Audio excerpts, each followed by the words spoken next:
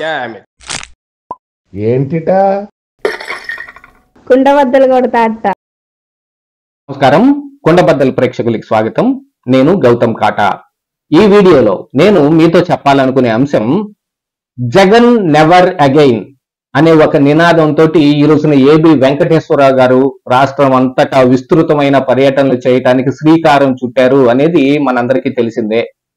జగన్మోహన్ రెడ్డి మీద కోడి కత్తి దాడి చేశాడు అనే నెపంతో ఆయన్ని 5 సంవత్సరాల పాటు కనీసం జగన్మోహన్ రెడ్డి కోర్టుకి అటెండ్ అయి సాక్ష్యం కూడా చెప్పకుండా ఆయన్ని అలాగనే జైల్లో మగ్గబెట్టే విధంగా చేసిన ఈ జన్నుపల్లి శ్రీనివాస్ని కలిసి ఏబి వెంకటేశ్వరరావు గారు చాలా విస్తృతమైన సమాచారాన్ని కూడా బయట పెట్టారు.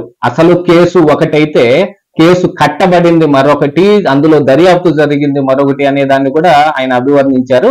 ఇక నిన్న సాక్షి పేపర్ ఏబి వెంకటేశ్వరరావు గారి మీద ఉన్న అక్కసు మొత్తాన్ని వెళ్ళగక్కేసింది.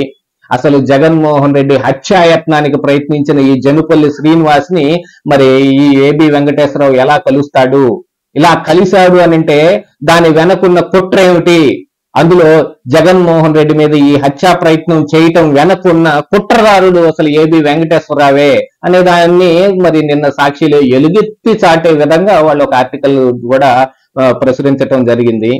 కాకపోతే ఏబి వెంకటేశ్వరరావు గారు ఈ రోజున ఈ పని ఎందుకు చేస్తున్నారు?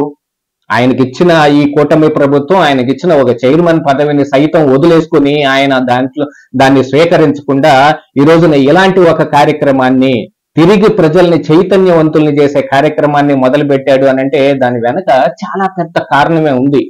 ఎందుకంటే ఈ సర్వీస్ లోకి వచ్చినప్పుడు ఐపీఎస్ అయ్యి ఈ సర్వీస్ లోకి వచ్చినప్పుడు ఈ ప్రజాసేవ అనే దాన్ని బాగా వంట పట్టించుకున్న తర్వాతే చాలా మంది కొంత నిజాయితీగాను నిబద్ధతతోటి ఆ పని చేయగలుగుతారు. అఫ్ కోర్స్ ఈ జగన్మోహన్ రెడ్డి అండ్ పార్టీ ఇలాంటి వాళ్ళ మీద చాలా ఆరోపణలు వేస్తారు. ఈయన స్పైవేర్ కి సంబంధించిన ఏదో పరికరాలను ఇజ్రాయెల్ నుంచి కొనే ప్రయత్నం చేశాడు, అందులో గోల్మాల్ చేసేశాడు అని.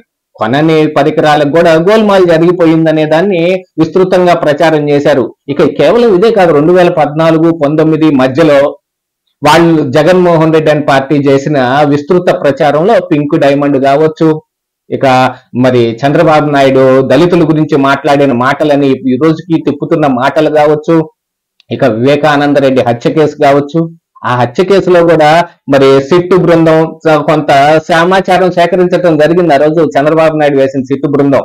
దాంతో పాటుగా ఏబి వెంకటేశ్వరరావు గారు కూడా సిబిఐ కూడా అభ్యర్థన చేశారు. దానిలో నా దగ్గర కూడా చాలా ఇన్ఫర్మేషన్ ఉంది, దాన్ని నేను మీకు పూర్తిగా అందించగలను అనే విషయాన్ని చెప్పిన ఈయన సహకారం ఏమి తీసుకోలేదు. ఎందుకంటే వాళ్ళు సొంతగా తేలుస్తారు అనే దానికంటే కూడా పైనున్న అధినాయకుల యొక్క ప్రాపకం సంపాదించిన జగన్మోహన్ రెడ్డికి ఉపయోగపడటం ఎలాగా అనే దాని మీదనే మొత్తం ఇక ఈ విచారణ ఇదంతా బయటకు వచ్చింది. కాకపోతే అసలు ఏం చేశారు అనే దాన్ని మొత్తాన్ని ఒకసారి పరిశీలించిన తర్వాత అందులో గోల్మాల్ ఏదైనా చేయడానికి వీలుంటే దాన్ని చేసే అవకాశం కోసం మరి అసలైన సంగతులు ఏంటనే తెలుసుకుంటారు. ఆ తెలుసుకునే ప్రయత్నంలోనే అసలు ఊరికి బయటపడకూడదు అని మరి ఇక అవినాష్ రెడ్డి కావచ్చు, ఆయన తండ్రి భాస్కర్ రెడ్డి కావచ్చు, ఇక జగన్మోహన్ రెడ్డి పార్టీయే కావచ్చు, సిబిఐ ఆఫీసర్ల మీద సైతం కేసులు పెట్టేదాకా వెళ్ళిపోయి వాళ్ళని వేధించే పని చేశారు. మొత్తానికి ఛార్జ్ షీట్ అయితే వేయబడింది, అందులో జగన్మోహన్ రెడ్డి పేరు కూడా ఉదహరించబడింది. ఎందుకంటే ప్రపంచానికి తెలియటం కంటే ముందే జగన్మోహన్ రెడ్డికి వివేకానంద రెడ్డి చనిపోయిన విషయం తెలుసు అనే దాని మీదన అజయ్ కల్లం లాంటి వాళ్ళ స్టేట్మెంట్ల మీదన వీటన్నిటి మీద చాలా సమాచారమే సేకరించింది సిబిఐ. కానీ ఈ రోజున కూటమి అధికారంలోకి వచ్చిన తర్వాత జగన్మోహన్ రెడ్డి మీద వీటన్నిటినీ బయటకు తవ్వి తీసే దాని మీద కానీ ఆయనక మళ్ళీ లేవకుండా చేసే అవకాశాలని వీళ్ళేమి అందిపుచ్చుకోవడం లేదు.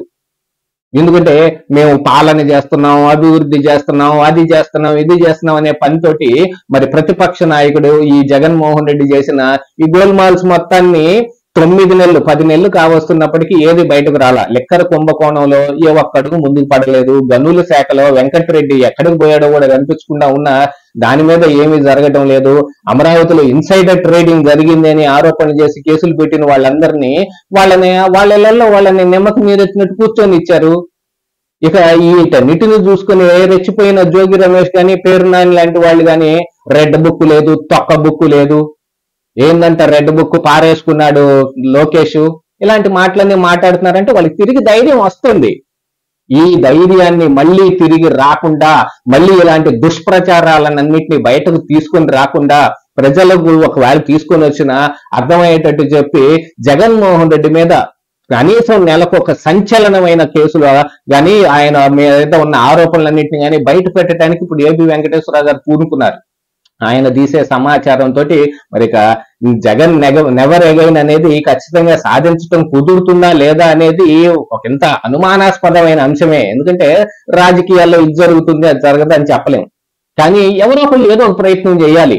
ఇప్పుడున్న తెలుగుదేశం పార్టీ గాని, కూటమి ప్రభుత్వం గాని జగన్మోహన్ రెడ్డిని నిలువరించడానికి ఏ ప్రయత్నము చేయలేకపోతూ ఉన్నారు. టీడీపీ కార్యకర్తల మీదే సొంతగా వాళ్లే కేసులు పెట్టుకోగలుగుతున్నారు, వాళ్ళని అరెస్ట్ చేస్తున్నారు తప్ప జగన్ పార్టీని ఏం చేయలేకపోతున్నారు. టీడీపీ పార్టీ ఆఫీస్ మీద దాడులకి వైసీపీ ప్రయత్నాలు చేస్తుంది అనే వీటన్నిటిని బేస్ చేసుకుని ఏబి వెంకటేశ్వరరావు గారు ఇప్పుడు జగన్ అనే ఒక భూతాన్ని ఆంధ్రప్రదేశ్ నుంచి పారదోలాలి అనేది ఆయన నినాదం. దానికోసం కనీసం నెలకు ఒక సంచలనం కానీ విస్తృతంగా ఆంధ్రప్రదేశ్ రాష్ట్రం మొత్తం ప్రయత్నాలు చేయటం, పర్యటించి అందరినీ అవేర్ చేయటం అనే పనిలో ఆయన ఉన్నాడు. తిరిగి రాజకీయాల్లోకి వస్తున్నాను అని అంటే ఏ పార్టీలో చేరతాడు, ఏ పార్టీకి చేర్చుకునే అవకాశాలు ఉన్నాయని చాలా మంది విస్తృతంగా విశ్లేషణ చేస్తున్నప్పటికీ ఆయన చేయదలుచుకున్న రాజకీయం అయితే వేరే రకంగా కనిపిస్తోంది. జగన్మోహన్ రెడ్డి నిలవరించటం ఒకటే అనే రాజకీయం. దానికి ఏ అవసరం అయితే ఏ పార్టీలోనైనా చేరటానికి, ఎవరి దగ్గరికైనా వెళ్ళడానికి ఆయన సిద్ధంగా ఉన్నట్టుగా కూడా కొంత సంకేతాలు అందుతూ ఉన్నాయి. మరి ఇక ఏబి వెంకటేశ్వరరావు గారు ఏ సంచలనమైన నిర్ణయాలను కానీ ఈ విషయాలను కానీ బయటకు తీసుకొని వచ్చి జగన్మోహన్ రెడ్డిని ఇరుకుని పెట్టే పని చేస్తారో రానున్న కాలం తేలుస్తుంది. ఇదే ఈ రోజు కుండబద్దలు.